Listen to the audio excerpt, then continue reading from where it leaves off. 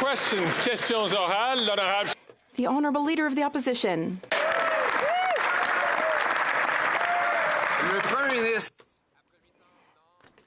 The Prime Minister is not worth the cost. Now he's panicking. He's trying to save not only the carbon tax, but also his political career. And the Bloc is there to support him. The Bloc voted in favour of keeping the tax on home heating. And we learned in La Presse that the Bloc wants to keep the Liberals in power for another 2 years. We also learned in La Presse that there was a call between the Bloc Québécois leader and the Prime Minister, a call to protect and save this Liberal government's agenda. So, will they be transparent about all the conditions of this new costly coalition? The Right Honourable Prime Minister. Mr. Speaker, as everyone in this room knows, I am always willing to work with whoever wants to do more to fight climate change, who wants to do more to help Canadian families through these difficult times. I'm very happy that the Bloc Québécois has recognized that the best way to fight climate change is to put a price on pollution and to help families with associated costs. And that's what we're doing. I regularly have conversations with the Bloc Québécois leader, but I haven't had any recently. The last time we talked, the Bloc leader and I, we talked about the Middle East and Israel. The Honourable Leader of the Opposition. The Prime Minister is desperate to save his carbon tax, especially on heat. And he started by giving a temporary pause to some people in a region where he was plummeting in the polls and his caucus was revolting. But then he found that the entire country was in revolt and he needed a new coalition partner to save him from my common sense confidence vote to take the heat off, to take the tax off the heat. He got that support from the Bloc Québécois. We now learn that he has been in discussions with the Bloc to help him stay in power for 2 years. What did he promise the separatists for them to enter into this costly carbon tax coalition?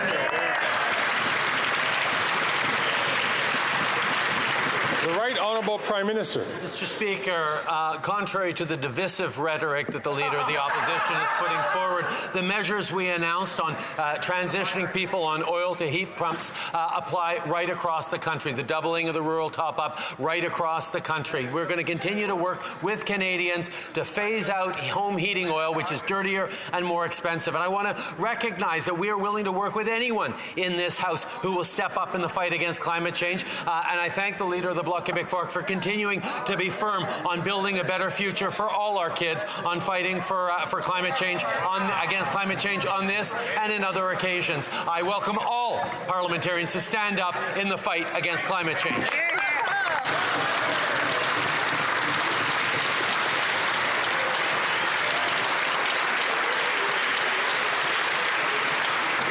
The Honourable Leader of the Opposition.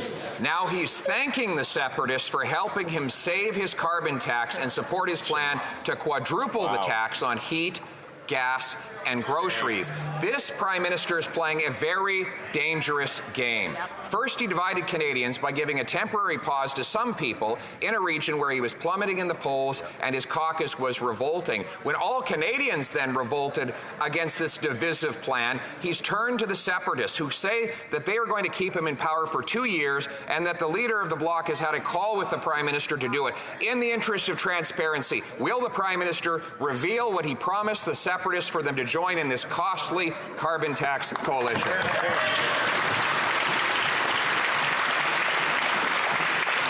The Right Honourable Prime Minister. Mr. Speaker, the level of divisiveness and the rhetoric of the Leader of the Opposition is truly unfortunate. Mr. Speaker, the vast majority of Canadians, like the vast majority of members in this House of Commons, recognize that climate change is real, recognize we need to continue to step up in the fight against climate change, not just for the well-being of the planet and future generations, but for families' bottom lines, for families' jobs and careers as well, and we will continue to do that. As members of this party know, of the House of Commons know, I exchange regularly with leaders of different political parties. I haven't spoken recently with the Leader of the Bloc except on the issue of the Middle East, but I'm always open to talking to any party leader that wants to talk about fighting climate change. L'honorable chef de l'opposition. The Honourable Leader of the Opposition. Divide and distract from the fact that Canadians, after 8 years of his government, cannot eat, heat, or house themselves. But in a strange way, he united all Canadians at the Premier's Conference, who all agree, all 10 of them unanimously disagree that the Prime Minister's approach to take the tax off temporarily for only some. They said that this federal carbon tax policy treats Canadians differently and they expect a change. Will the Prime Minister pull together all the premiers in an emergency carbon tax conference so that we can take the tax off and keep the heat on?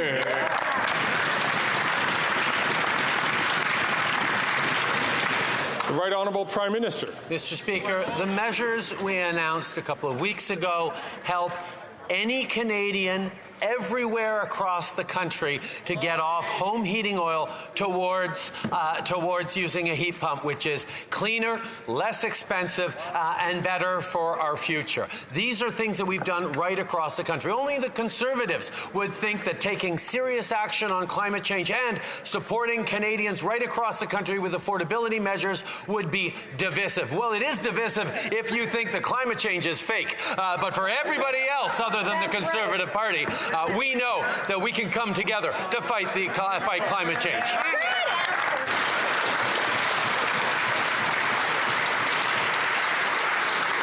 The Honourable Leader of the Opposition.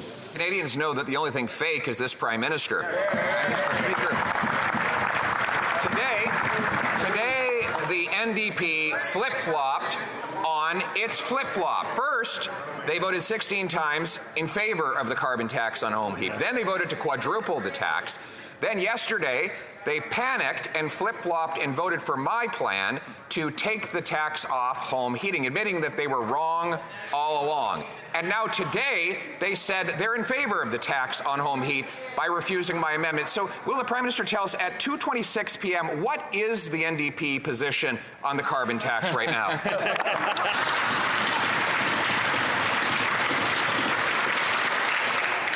Not certain if that has to do with the administration. That question has to do with the administration of the House. But I do see the Right Honourable Prime Minister rising to his feet. The Right Honourable Prime Minister. Mr. Speaker, what is clear is that the Conservatives are all ready to try and divide Canadians one against the other in any possible way they can, when the reality is the only division around climate change is that Conservative politicians still doubt whether it's real or not, and certainly don't think we should be doing anything to fight climate change. However, everybody else across the country, in all different parties, knows that it's a real issue that we're going to continue to step up and fight, unlike the Conservatives that continue to look to divide and hide from the reality of climate change. Hear, hear.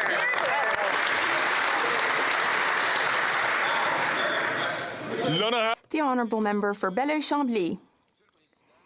Mr. Speaker, what the opposition leader is talking about, this phone call, it never occurred.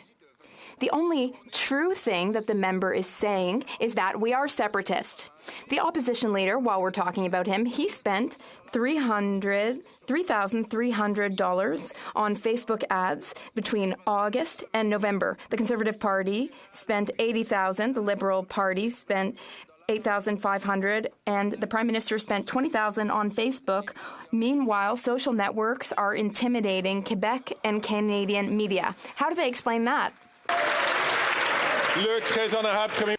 The Right Honourable Prime Minister. Mr. Speaker, what's very clear is our political allegiances.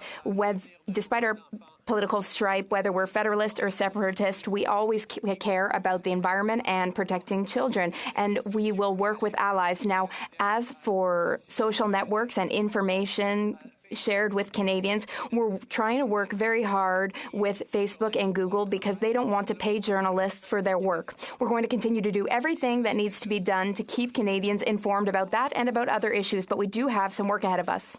L'honorable député. The Honourable Member for Belleuil-Chambly. We want the government to take a strong stance. We would support a strong stance by the Government of Canada. A few days ago, we learned that over 500 people were laid off at TVA, TVA. 500 people lost their jobs because of social networks stealing all the ad revenue of legitimate media.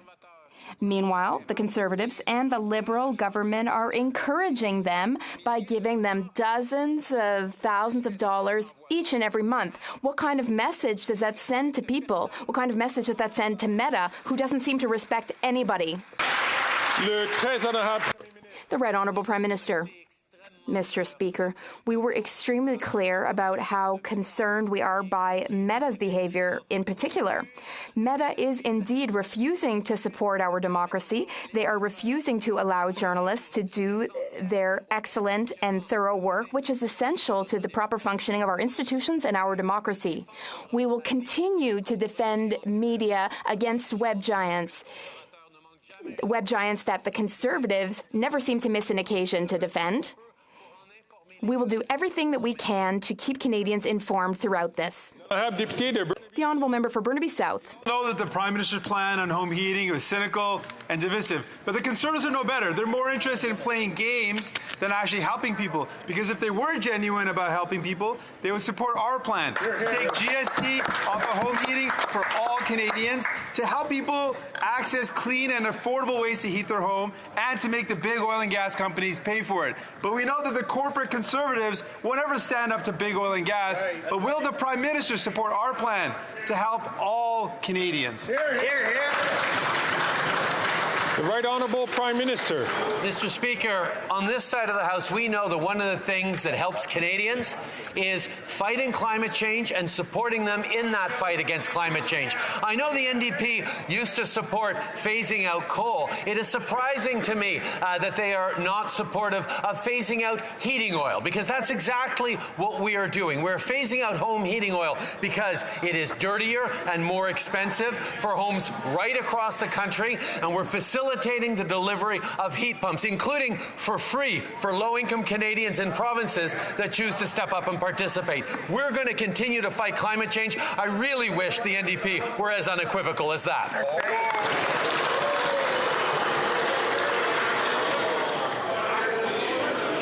Order. Order. The Honourable Member from Burnaby South. La question à laquelle on devrait... Here is the question that we want an answer to. Will there be a break for all Canadians in our fight against climate change? All the Conservatives do is say slogans. Will their CEO friends allow them to vote to help Canadians? The Liberals want to pit regions against each other. Will the Prime Minister acknowledge his mistake and offer all Canadians a break on residential heating? The Right Honourable Prime Minister. Mr. Speaker, we're offering more than just a break. We're offering thousands and millions of Canadians the opportunity to phase out heating oil because it's dirtier, it's more expensive, and there are too many low-income Canadians who currently depend on home heating oil. So we are going to help them transition to heat pumps. That's good policy. That's good policy for Canadians. That's a good policy to fight climate change, too. We are going to continue to be there to help Canadians. And we hope that all parliamentarians will join us. The Honourable Member from Thornhill. Prime Minister paused the paying of his carbon tax for 3% of families in region where he is plummeting in the polls.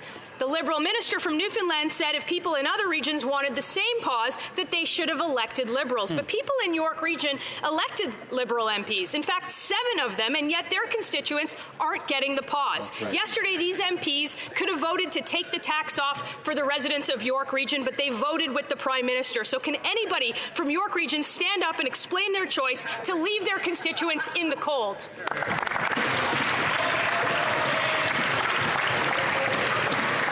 The Honourable Minister. Thank you, Mr. Speaker. As I have said a number of times in this House, we have taken action that addresses affordability for particularly vulnerable Canadians. Heating oil costs 2 to 4 times that of natural gas. It accelerated by 75% in 2022, but we've done it in a manner that addresses the climate crisis at the same time and ensures affordability for people going forward. It will save $2,500 a year. It applies to people who live in every province and territory in this country, so long as provinces and territories step up. The shame in this chamber is that this party has no plan to address the climate crisis. I don't even know if they believe it, but they certainly don't act as though they actually think it's important.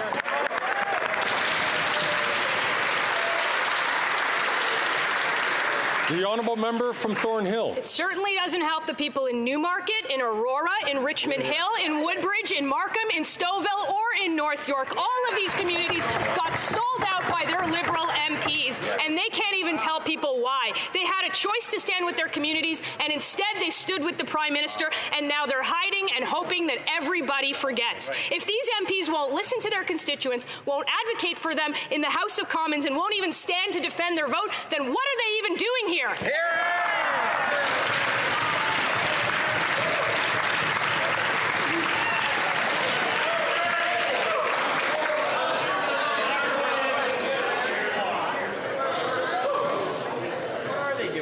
The honourable minister. Thank you, Mr. Speaker. This policy choice is about both affordability and about ensuring that we are addressing the climate crisis. I call on all provinces and territories to join us, certainly the Government of Ontario. Ontario has indicated an interest in moving forward with this, on co-delivering this project, which would be enormously important going forward. But I would say, Mr. Speaker, that yesterday the Leader of the Opposition essentially said that he will walk away from Canada's climate targets, eroding the Canada's credibility in the international community, eroding the ability of the world to address the climate crisis. This is enormously reckless, Mr. Speaker. It is an enormous risk for the future of our children. Shame on him.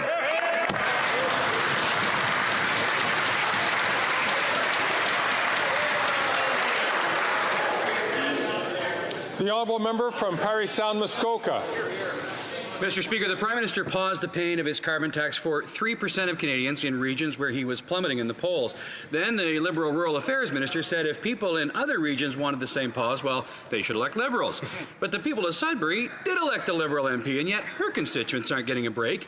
Yesterday, she could have voted to pause the carbon tax on all forms of home heating for the residents of Sudbury. But she voted no. Wow. Why is this government so committed to quadrupling their carbon tax that they forced the member for Sudbury to leave her constituents out in the cold? Here, here. The honourable minister. Thank you, Mr. Speaker. We have a serious plan, real policy that addresses affordability, but also addresses the climate crisis.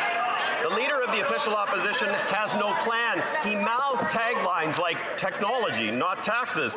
These coming from a guy who actually has zero background in technology, zero background in business.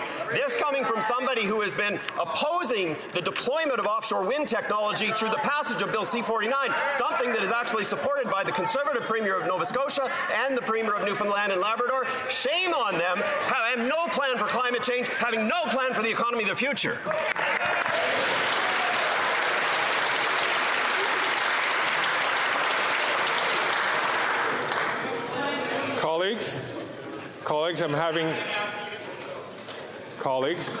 I'm having some difficulty hearing members ask questions and to give answers. I would ask, please, that you do not exchange or engage in conversations across the aisle until you have the floor. The honourable member from Parry Sound Muskoka. Well, just this morning, the Environment Commissioner confirmed that this government's so-called climate plan is nothing more than a punishing tax on heat, gas and groceries. And after yesterday's vote, it is crystal clear that this NDP Liberal government has no plan to make life more affordable either. Yesterday, the member for Sault Ste. Marie could have voted to pause the carbon tax on home heating for all the residents of the Soo and all of Northern Ontario. But he voted no. Why is this government so committed to quadrupling the carbon tax that they forced the member for Sault Ste. Marie to leave his constituents out in the cold?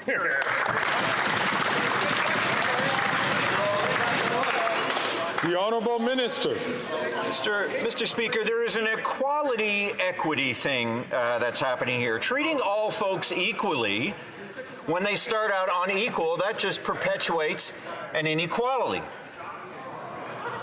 It costs 4 times as much to heat your home on heating oil as it does natural gas, and that is a particular problem when you live in a region like me that does not have access to natural gas. Let us pick up for those people hardest hit, Mr. Speaker. Let's make sure that they get the break that they deserve. Thank you, Mr. Speaker.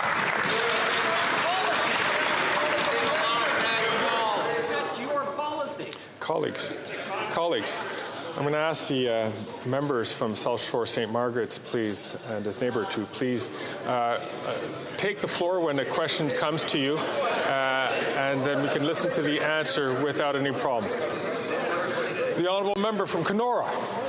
The Prime Minister has paused the paying of his carbon tax for 3% of families in areas where he is plummeting in the polls. And the Liberal Rural Affairs Minister says if others wanted a similar pause, well, they should have elected more Liberals. Mr. Speaker, the people of Thunder Bay, Rainy River did elect a Liberal MP, yet they are not seeing this pause. And just yesterday, that member had an opportunity to vote to take the tax off and keep the heat on, but he voted against our common sense motion. So, Mr. Speaker, why is this government so committed to quadrupling the carbon tax that the member from Thunder Bay, Rainy River left the people of Northern Ontario outside in the cold?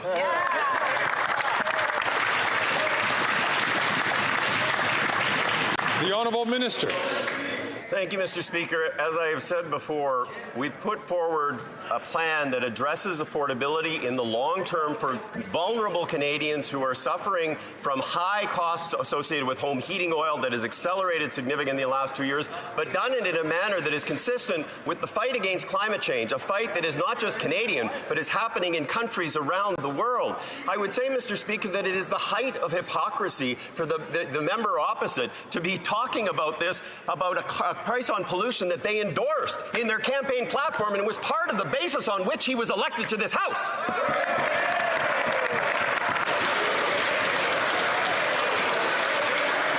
The honourable member from Kenora. Mr. Speaker, they have absolutely no plan for affordability after 8 years, which must be why the Prime Minister has paused his carbon tax paying for 3% of families. But people in Thunder Bay Superior North want to know why their MP, a Liberal minister, wasn't able to get the same pause for people across Northern Ontario. And just yesterday, she had the opportunity to vote to keep the heat on and take the tax off for people across Northern Ontario. So again, Mr. Speaker, why is this government so committed to quadrupling their carbon tax that the member from Thunder Bay Superior North was forced to leave the people of Northern Ontario out in the cold?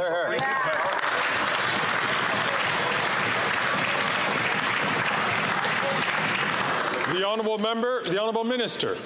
Thank you, Mr. Speaker. As I've said a number of times, it is shameful that the party opposite has no plan to address a crisis that is a crisis facing all of humanity. But I would tell you, in the modern age, having a recognition and acceptance of the realities of climate change is critical to having an economic plan that can be relevant for the future. What we hear is the Leader of the Opposition will cancel the Volkswagen battery manufacturing plant, that he opposes offshore wind and hydrogen development in Newfoundland and Nova Scotia, that he would get rid of the Canada Infrastructure Bank, that would eliminate the small modular reactor project at Darlington. He is opposed to everything, and at the end of the day, he has no plan for the economy and he has no plan for the environment. There you go.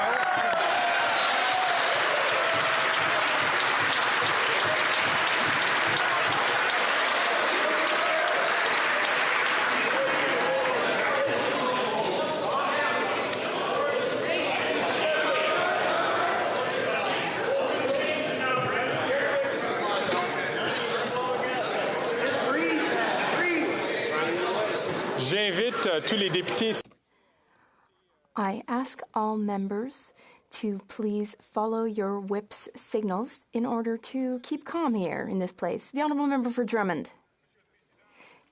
Mr. Speaker, 547 layoffs at TVA last week. It was the darkest day in the history of our TV industry. The federal government must realize that C11 and C18 will not be enough. The government must announce a $50 million emergency fund for news media, and the government must convene a General Assembly no later than this spring with all industry stakeholders to find long-term solutions to ensure the survival of the media. The future will be shaped by what we do right now. Will the minister create an emergency fund? And will the minister convene a stakeholder meeting? L'honorable ministre du Patrimoine canadien. The Honourable Canadian Heritage Minister. Thank you, Mr. Speaker. Now, of course, there has been a crisis in the media over the past few years, and we have seen the impact of that crisis on media across the country. That's why we've implemented programs to help. I'm, of course, very concerned about the announcement of the 547 layoffs. We're working on many different options which are on the table, and we're looking into everything we can do to support the media. But the Conservatives have systematically blocked us from modernizing our laws. If we had been able to modernize the Broadcasting Act in 2020, the first time we tabled the bill, then there might not be these layoffs happening today. So the Conservatives are not helping, Mr. Speaker.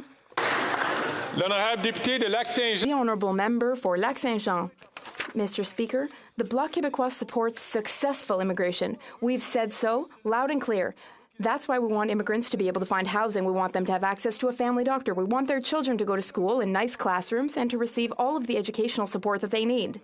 We want them to be able to learn French because that is the key to succeeding in Quebec. That's what integration capacity is all about, Mr. Speaker. That's what we mean. Will the Liberals finally realize that they are jeopardizing this by setting immigration targets that are totally out of sync with our integration capacity?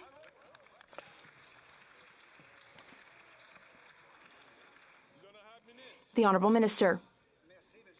Thank you, Mr. Speaker. I thank our colleague for bringing up the very important and relevant issue of housing today. Today, we announced that the CMHC will build 28,000 new housing units over the next 5 years, including 5,000 affordable units.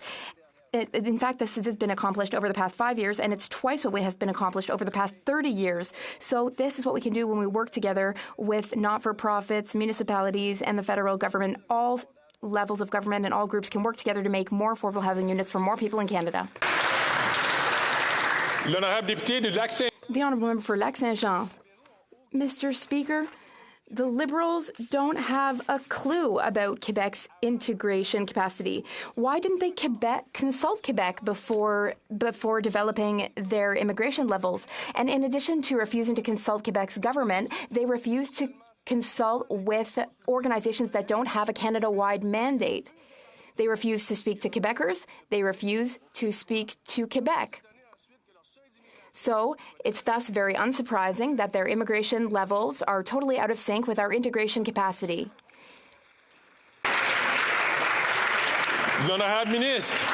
The Honourable Minister. The member across the way is disconnected not only from Quebecers, but also from the news.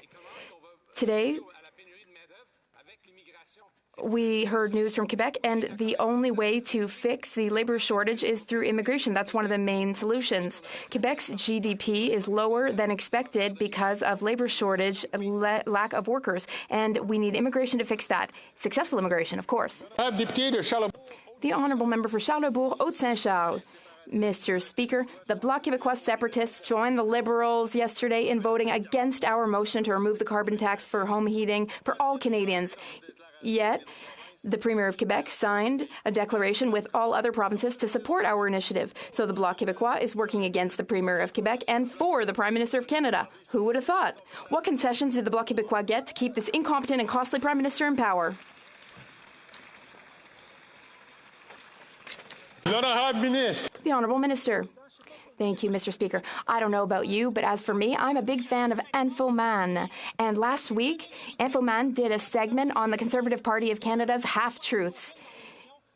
They mentioned half-truths twice in their show. So Infoman determined that the Conservatives' claims are false. The Conservatives claim that the carbon tax has a 16% impact on carbon tax, but that is in fact false. It's 0.15%. Factually speaking. So that's a really great episode of Infoman with conservative untruths, and I recommend it to everyone. Thank you, Mr. Speaker.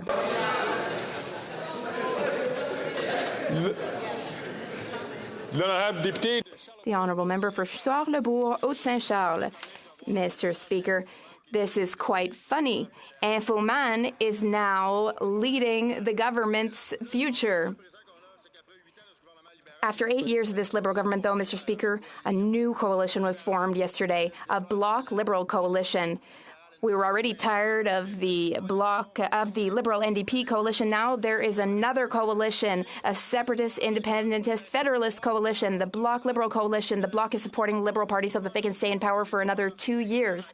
Now this government is known for its extravagant spending, and we want to know what the Bloc Québécois got in exchange for making this deal with the Liberal Party. The Honourable Environment Minister. Well, Mr. Speaker, it's true that there is a coalition in this House. The Liberal Party of Canada, the Bloc Québécois, the Green Party, and the New Democratic Party are all in this House, and all these parties believe that climate change is an existential threat. There's one party in this House that doesn't believe that, and that's the Conservative Party. So there are 4 parties in this House which believe that we need to take action against climate change, that we need to put a price on pollution, that we need to promote green energy, clean energy, and electrification of transports, and there's only one party in this House that doesn't believe in that, and that is the Conservative Party of Canada. The Honourable Member for Lévis-Lotbinière. Mr. Speaker, it costs a lot to vote Bloc, and they demonstrated that once again yesterday. Yesterday, the new Bloc Liberal Costly Coalition voted against our common sense motion, which would have allowed Canadians across the country to keep warm in winter. We cannot say it often enough. They voted together to drastically increase the carbon tax at the expense of Canadians. They are not worth the cost. It's costly to vote for the Bloc, Mr. Speaker. So, Mr. Speaker, what concessions did the Bloc Québécois obtain in exchange for keeping this incompetent Prime Minister in power?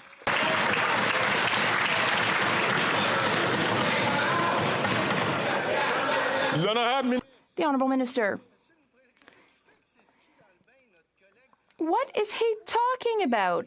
Where was our colleague this summer when rivers were overflowing, when there were wildfires? Where was he this summer when people were displaced all over the place, Mr. Speaker? The Conservatives and their backward policies, they refuse to believe in climate change. They're climate change deniers. They want to move Canada backwards all the way back to the Stone Age.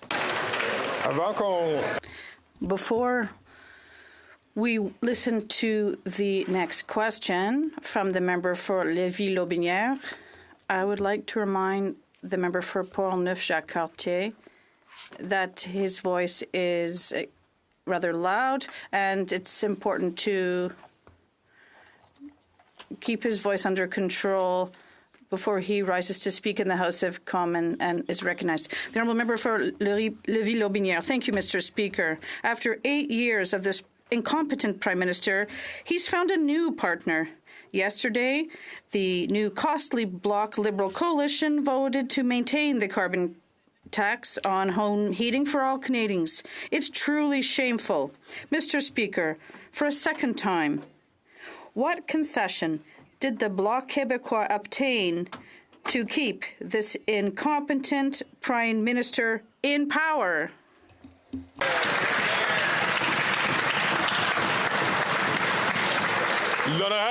The Honourable Minister.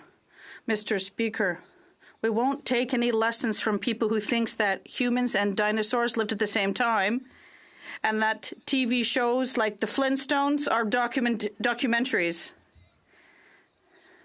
We are going to fight climate change, and the Conservatives want to make us take a step back on the environment, on firearms, and bring us back to the Stone Age.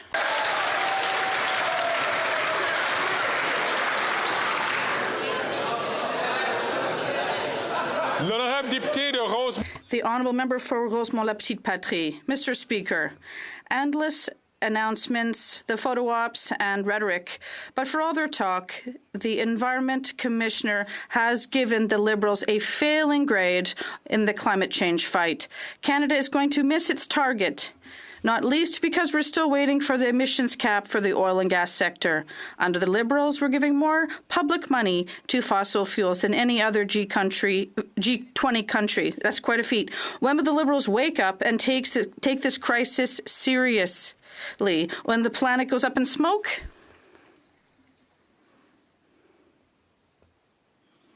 The Honourable Minister.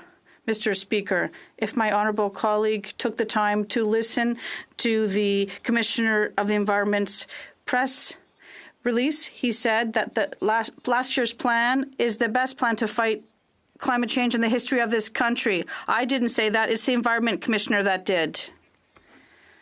Should we do more to fight climate change? Of course. Would I be pleased to work with him and the Bloc and the Green Party to allow Canada to go faster and further on the fight against climate change? Yes. Despite what they're saying, yes. The honourable member from Vancouver East. The Liberals are out of touch with Canadians struggling to find a home that they can afford. They just handed over 6 parcels of federal land to wealthy developers, and only a small fraction of the homes built will be affordable. We're in a housing crisis. Rent is through the roof. Canadians are having to make impossible choices. Some end up living in cars or on the street. Canada needs at least 2 million non-profit homes. So why are the Liberals putting profits over people having an affordable home yet again? The Honourable Minister. Thank you, Mr. Speaker, and thank you to our colleague for raising the importance of investing in more housing. The good news is that we've just done that this morning. This morning, with Canada Lands Company, we announced the construction of 28,000 additional new homes in the next 5 years. 20% of them, at least, will be affordable homes, which is 5 times the amount of affordable homes that we have constructed in the last 30 years. Mr. Speaker, there is more to do, including with non-profit housing providers. We're going to do that. Bravo. The honourable member from Yukon. Mr. Speaker, even as weather, high prices and tough economic times, they remain deeply concerned about climate change. That's why Yukoners welcome actions from our government to reduce fossil fuel emissions while conserving energy and reducing costs. Contrary to a common misconception, Yukon-based studies have shown that heat pumps can operate efficiently in very cold climates. The Prime Minister has invited all interested provinces and territories to join the co-delivery program for heat pumps. Can the Minister of Natural Resources update the House on the progress in bringing this program to my riding in the Yukon? The Honourable Minister of Natural Resources. Thank you, Mr. Speaker. I do want to thank my colleague from Yukon for the question and his tireless advocacy for his constituents. Heat pumps have been well tested and adopted in northern climates for years. That is why we are working to deploy more cold climate heat pumps across the territory to reduce ongoing energy bills and to reduce emissions. In fact, heating oil actually serves over 50% of the population in Yukon, making it a pressing issue of affordability and climate. I had a conversation recently with the Premier of Yukon. He is extremely interested in moving forward on a joint delivery, and I expect that we will have good things to say very soon.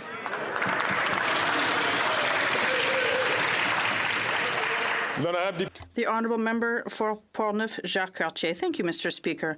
Yesterday, we saw the true colours of the Bloc. Once again, they let Quebecers down by voting with the Liberals. And when we say it costs a lot to vote Bloc, we saw the proof once again yesterday, voting against the application of the tax break to all forms of residential heating in Canada for all Canadians. Well, the Bloc voted against it. Incredible. This costly new Bloc Liberal coalition is doing nothing good for Quebec. What concessions did the Prime Minister make to the Bloc to hold on to power for another 2 years? The Honourable Minister of the Environment. Last week, the Honourable colleague asked what my former Greenpeace colleagues thought of my work, and then he thought what Equiterre thought about it. And here's what they said. In terms of our plan, it's the first time that we have such a detailed strategy to attain our targets that we set. David Suzuki said, this plan has the best chance of success of any other previous Canadian plan. Greenpeace, for the first time, a climate plan in Canada sees the oil and gas sector significantly reducing its emissions. What is the Conservatives' plan? I don't see it.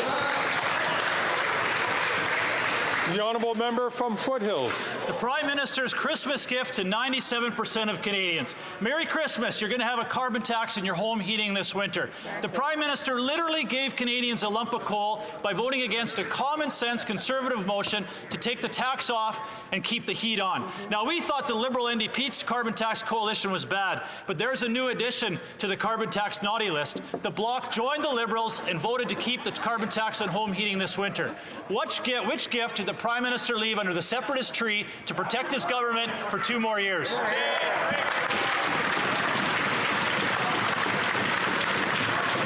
The Honourable Minister for Natural Resources. Thank you, Mr. Speaker. As I've said a number of times, it is important to actually have a plan to address critical affordability issues in a long-term way, but also to continue to address the climate crisis. Those are the measures that we have put into place. I have to say again that I do find it the height of hypocrisy that my honourable colleague across the way, who ran on a platform that included putting a price on pollution, gets up in the House today and actually says what he's saying. It is the height of hypocrisy.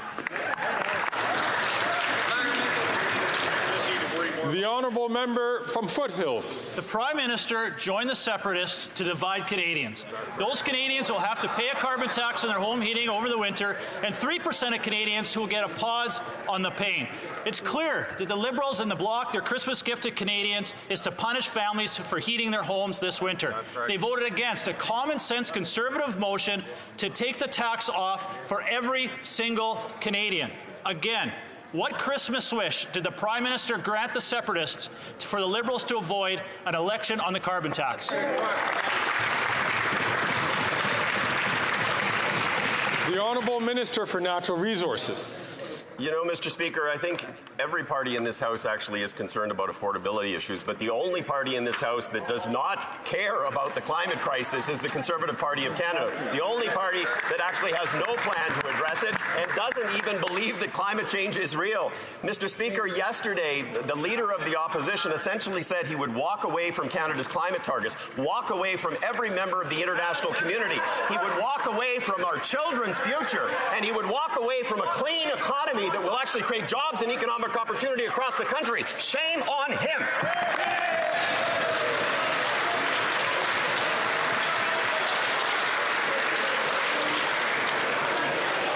The honourable member from South Shore, St. Margaret's. After 8 years, the revolting Atlantic Caucus and the panicking, plummeting Prime Minister now have 2 coalitions with which to flip Canadians the bird.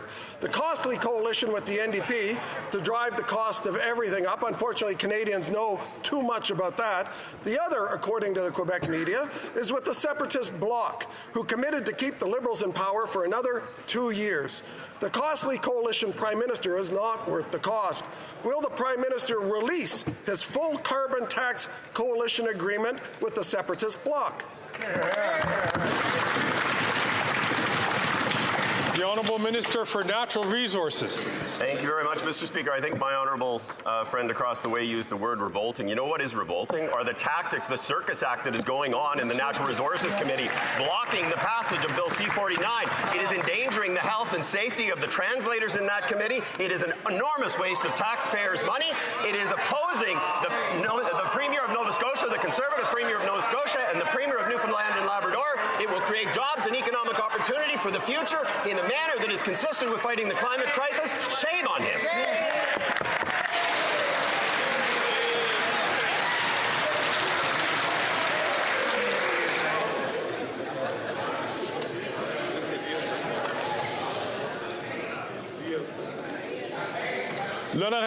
The Honourable Member for Beauport, Côte-Beaupré, Île d'Orléans, Charlevoix. Mr. Speaker, the situation is very serious in Beauport, Côte-Beaupré.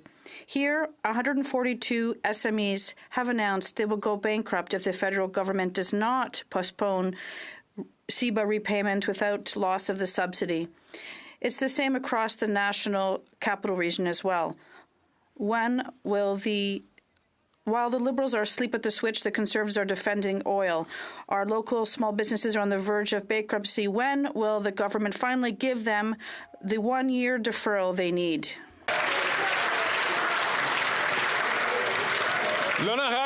The Honourable Minister. Mr. Speaker, I would like to inform my honourable colleague that roughly 9 million companies benefited from CEBA, and that is why we announced an extension of 1 year of the deadline for refund and greater flexibility in terms of financing. And this is in addition to the increase to the CCB and to the $10 a day daycare. This will allow more women to remain in the workplace. Thank you, Mr. Speaker. The Honourable Member for Beauport-Limoilou. Mr. Speaker, there is going to be a wave of small business bankruptcies if the federal government does not defer repayment of the CEBA loans without the loss.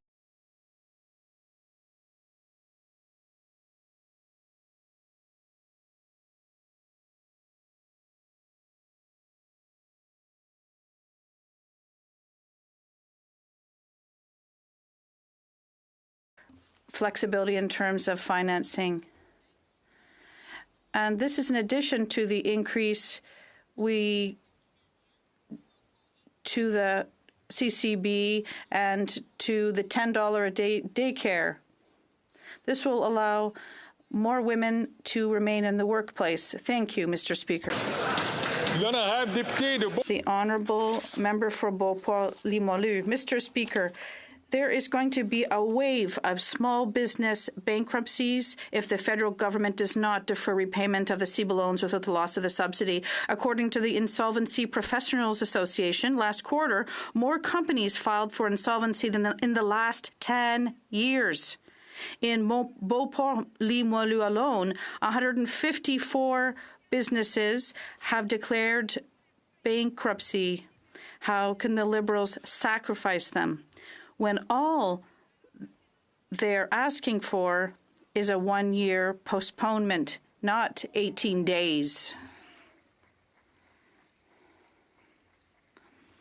The Honourable Deputy Prime Minister, Minister of Finance. Mr. Speaker, we are proud to have created this program which allowed us to provide $40 million to small businesses in Canada during the serious challenges they were facing. And I'd like to thank our partners for supporting these crucial programs, even though the Conservatives said our pandemic support wasn't good. What's important today is to underscore that small businesses now have until December 31st, 2026 to repay. From Kelowna Lake Country. Mr. Speaker, yesterday the Liberals voted down our common-sense Conservative motion to axe the carbon tax on all forms of home heating for all Canadians. Now, the NDP leader said his NDP MPs would be supporting our Conservative motion to keep the heat on. However, not all British Columbia NDP MPs voted to take the carbon tax off. Now, after 8 years of this NDP Liberal government, this Prime Minister is just not worth the cost. Will the Prime Minister quit forcing British Columbians' rates on British Columbia for the carbon tax rates, which he plans to quadruple on home heating? The Honourable Minister of Natural Resources. Thank you, Mr. Speaker. As I have been saying, we have a plan to ensure long-term affordability for particularly vulnerable Canadians. The cost of heating oil is 2 to 4 times that of natural gas, depending on which province you live in. It is accelerated over 75% in 2022. It is a plan that actually addresses that in a way that will give savings to people over the long term. It will do it in a manner that fights climate change. I had the opportunity to speak with Premier Eby about it last week, and I believe that the people in British Columbia will have access to exactly the same proposal as everywhere else. The Honourable Member from Lethbridge. The Prime Minister paused the paying of his carbon tax on 3% of Canadian families in the areas where his polls were the lowest. The Liberal Rural Affairs Minister said this. She said that if people in other regions wanted to see a pause as well, then they needed to vote Liberal. But the people in Calgary Skyview did vote for a Liberal Member of Parliament, and yesterday he could have voted to keep the heat on and take the tax off, but instead he voted no to the people of Calgary Skyview. So why is this government so hell-bent on quadrupling their carbon tax that the member from Calgary Skyview left his constituents out in the cold? Good. The Honourable Minister for Natural Resources. Thank you, Mr. Speaker. As I have said, we are moving forward on a program that will ensure long-term affordability for people who utilize heating oil, do so in a manner that is consistent with addressing climate change. I have reached out to my counterpart in the government of Alberta, and we will be having conversations about how Alberta can participate in this project moving forward.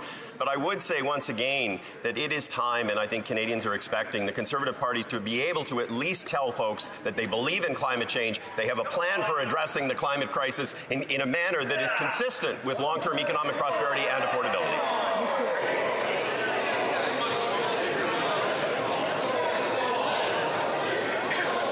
Order. Colleagues, I wasn't able to hear who had said that comment, but every member who is recognized by the floor to be able to speak has the right to do so until that time has expired, and the Speaker will let that person know. The Honourable Member from Lethbridge.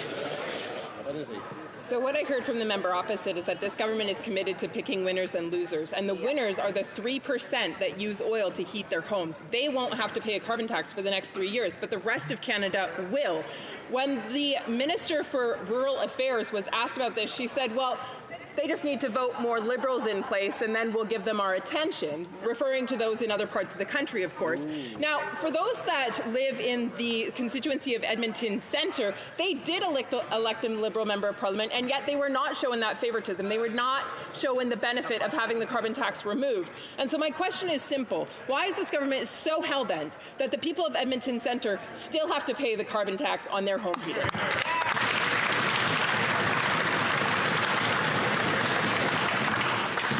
And again, I'm going to obviously offer the Minister an opportunity to respond, but I'll ask all members that I'm quite aware of the time that members have to pose and to respond to their questions.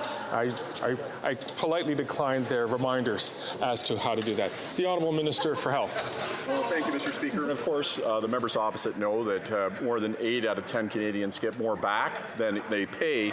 But why are we hell-bent on this? Because our planet demands it. Mr. Speaker, 15,000, that's the number of Canadians who died prematurely as a result of air pollution in the country. That cost $114 billion. It is escalating. If we refuse to take action on this, not only do we have a moral and fiscal imperative, but we have an obligation to ensure the party opposite doesn't return to attacking climate policies across the world and move back to an aggressive state where we cease making the project on climate action, Mr. Speaker. The Honourable Member for Pontiac. Mr. Speaker, more than 400,000 Quebecers still use home heating oil. Mr. Speaker, Quebecers are ready for the green transition, but not everyone has the means to replace their heater. And that is why programs like the Canada's Green Homes program and the affordable oil subsidy for heat pumps are very important. Can the Minister of the Environment tell us how these programs are used and how these programs can be enhanced in Quebec?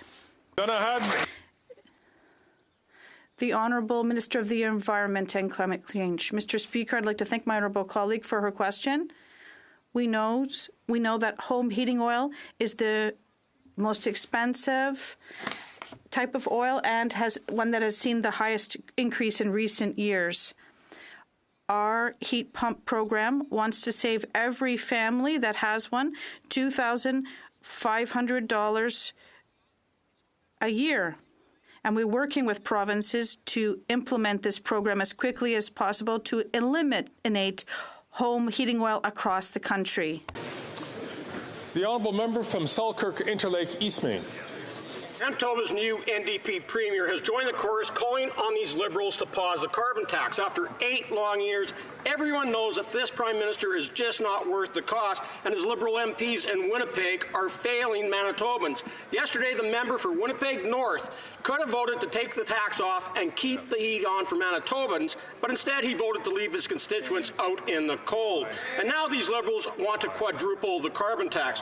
Why does the member from Winnipeg North always follow orders from his Prime Minister at the expense of his own constituents?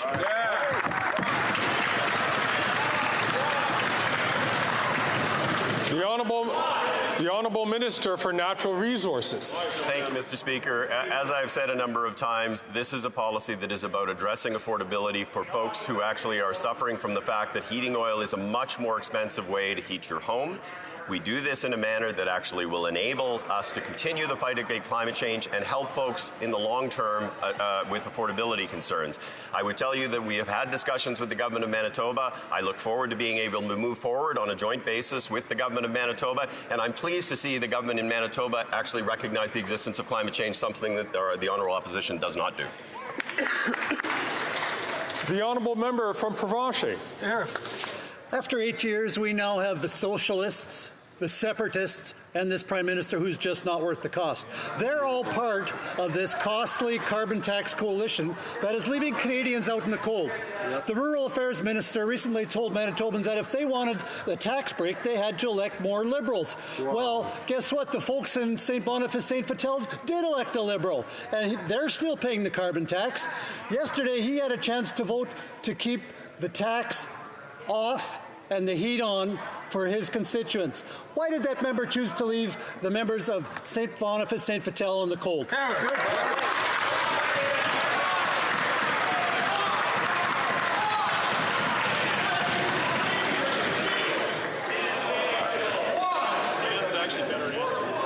I would like to remind all members in their preparation of questions that the questions should be directed towards the government or the parliamentary secretaries, anything that is, or to committee chairs, for the purposes of related to the business of the government or of the House. That a question to a member is not one that is normally recognized. I think I saw a minister standing up on this issue, but if there is no minister standing up, the minister is standing up. If the minister wishes to answer this question, the minister certainly can. The Minister for Environment and Climate Change. We're talking, Mr. Speaker, so I was sitting. I'm a Liberal and a proud socialist, Mr. Speaker, but this reminds me of a certain quote from Prime Minister Harper, who talked about the fight against climate change as a socialist plot. That's what the Conservative Party, and here it is, you have it again, Mr. Speaker. They do not believe that climate change is an issue. They do not believe we should do anything about it. They oppose electrification of transportation. They oppose deals like Volkswagen, Stellantis, and Nordvolt. They oppose wind development off the shores of Newfoundland and Nova Scotia, Mr. Speaker. They have no plan to fight climate change. They have no plan for the economy. They have no plan for the future of Canada. Bravo!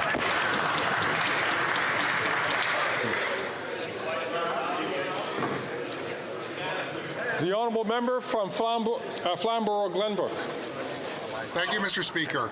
The Leader of the NDP said his caucus would be voting against the divisive decision by the Prime Minister to pause the payment of the carbon tax for just 3% of Canadians while doing nothing for the rest. However, in yesterday's vote, the member from Hamilton Centre didn't even bother to vote. If the NDP member from Hamilton Centre won't do his job, Conservatives will. Will the Prime Minister quit forcing Ontarians to pay a quadrupled carbon tax on their home heating?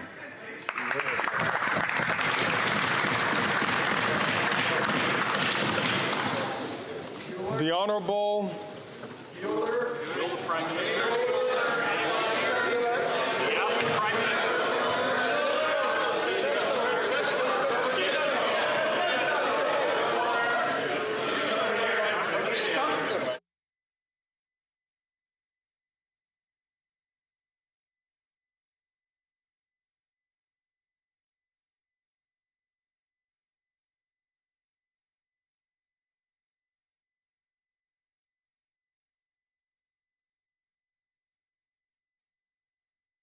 So I would like to just point out that question, although the preamble dealt with a member who is not of the government, the final part of the question, and that sort of hybrid question, was directed towards the Prime Minister.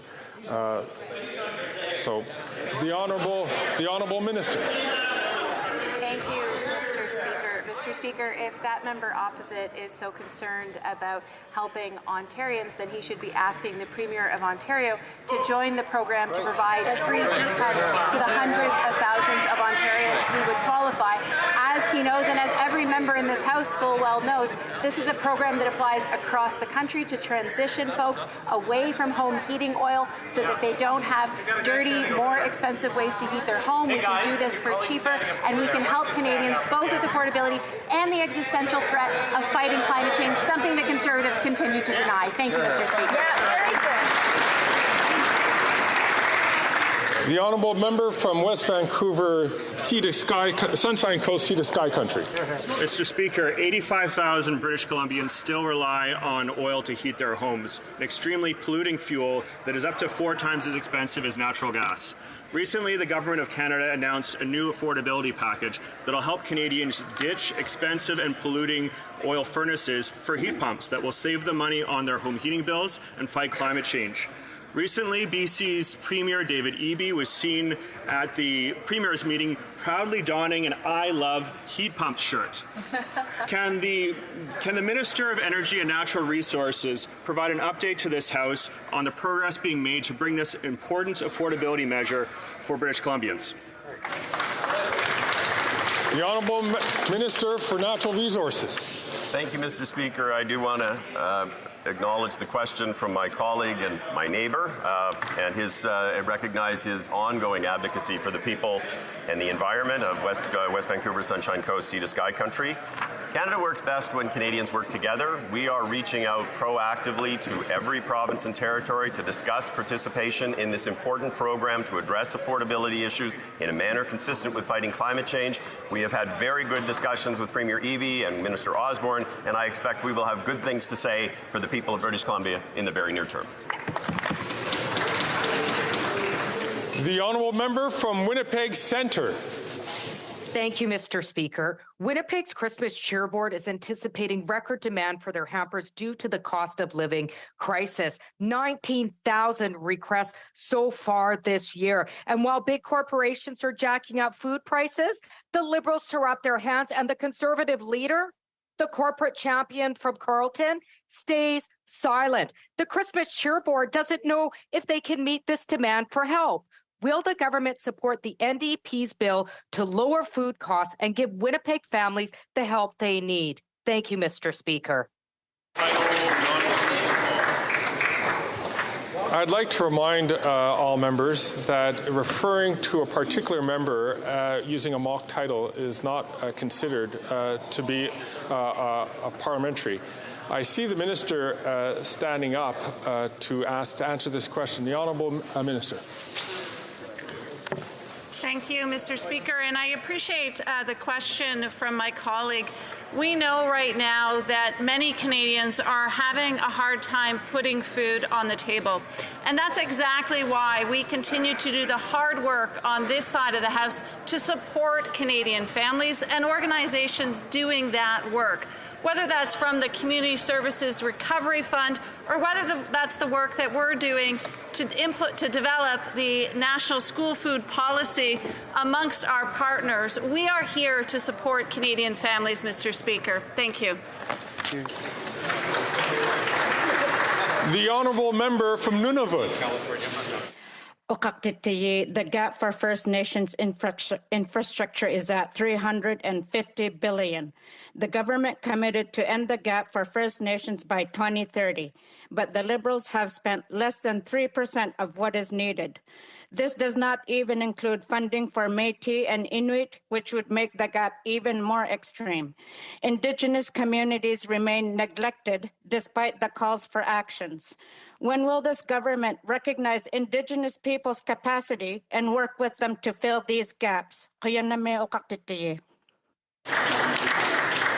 Honourable Minister. Thank you, you very much, Mr. Speaker, and I thank my colleague from Nunavut for this really important question. In fact, after a decade under the Harper government of no investments in First Nations communities, our government got to work with First Nations partners to start to close that infrastructure gap on things like clean water, Mr. Speaker, boil water advisories that have been left unattended for a decade, on things like housing, Mr. Speaker, community centres, health centres and schools.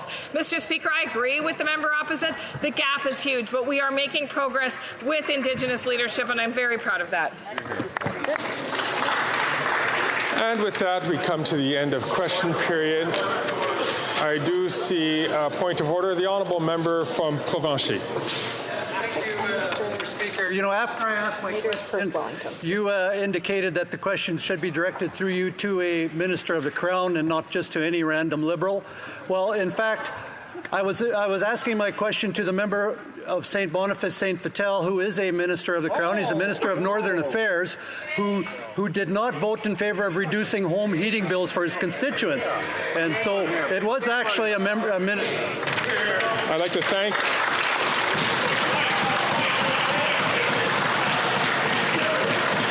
I would like to thank the member from Provencher for pointing that out. And as Speaker, I'd like to apologize to the member for making that declaration. I did not make the connection between the member's name as well as the role that he played in government. So my apologies to the honourable member from Provencher.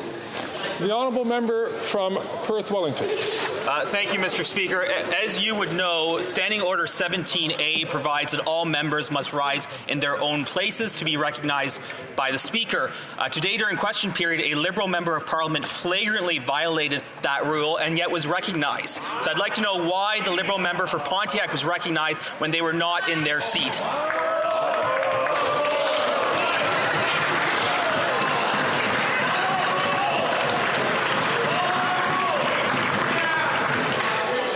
I'd like to thank the honourable member for raising this issue. I will take a look at that and get back to the House if necessary.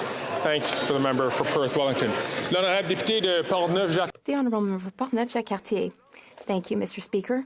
During question period just now, the Environment Minister misled this House. And I would like to seek the unanimous consent of the House to table news articles that say that Équiterre is suing the minister. I would like to hear the rest, but I have heard many signals that there is not unanimous consent for that motion. I thank the member for Portneuf-Jacques-Cartier. Is now the member on rising on a point of order, the member from Elmwood Transcona. Thank you, Mr. Speaker. Following the question from the member for Winnipeg Centre, you commented on the use of mock titles, and I would remind you, Mr. Speaker, that NDP Liberal Government or Liberal NDP Coalition is also a mock title. If you need evidence, we now have the same members coining a term, Liberal Separatist Coalition. They didn't call it a coalition when they voted with the Liberals on M79. They're raising the question of confidence.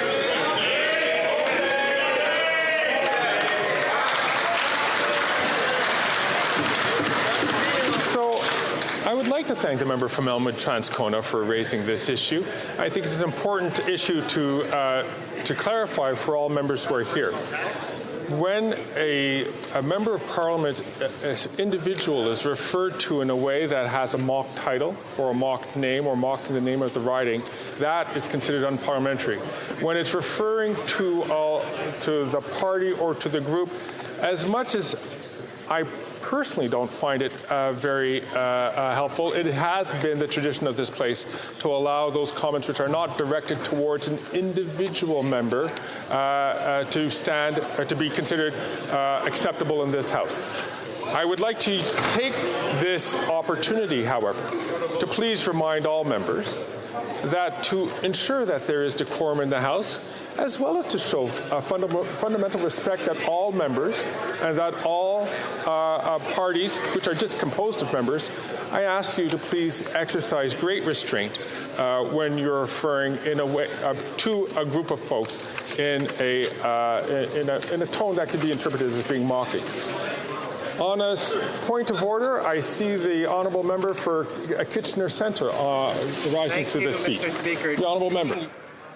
Thank you, Mr. Speaker. Seeking your clarification on the same point of order, I believe that the member for Elmwood-Transcona both spoke to mock names, but also use of terms like coalition. For example, today, this talk of a Liberal Bloc coalition when they voted together. For example, yesterday, the NDP voted with the Conservatives. Is that a new coalition? And are we going to be allowed to use the word coalition when two parties simply vote the same way? I'd appreciate your clarification. Thank you. I'd like to thank the member from Kitchener Centre for this. And matter of fact, this issue was raised by the member for New Westminster Burnaby last week. The chair is currently considering this matter, and I will be coming back to members in the days to follow.